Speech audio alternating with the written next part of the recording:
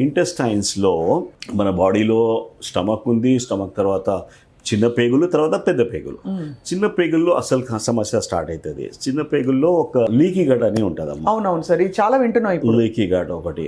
ఇప్పుడు లీకీ గట్కి మీకు just giving example, ఇప్పుడు మీరు బండి నడిపిస్తారు కదా, బండి పెట్రోల్ ట్యాంక్ ఉంది, అవును, లీక్ అవుతుంది, మీరు నడుస్తూనే ఉంటున్నాము, పెట్రోల్ ఖతం అయిపోతుంది.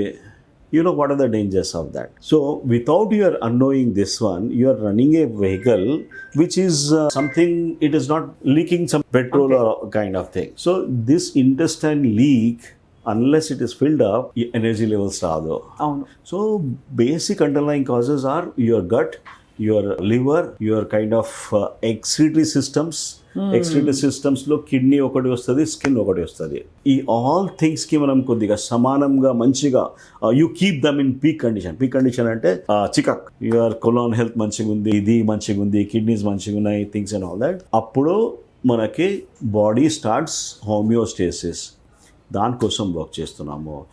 ఎనీ కైండ్ ఆఫ్ డిసీజ్ ఉండేది, the problem is basic underlying cause is imbalance. Some బాడీలో కెమికల్స్ వస్తున్నాయి, ఆ కెమికల్స్కి మన బాడీ అడాప్ట్ చేయట్లేదు. Adaptation of chemicals is a important thing.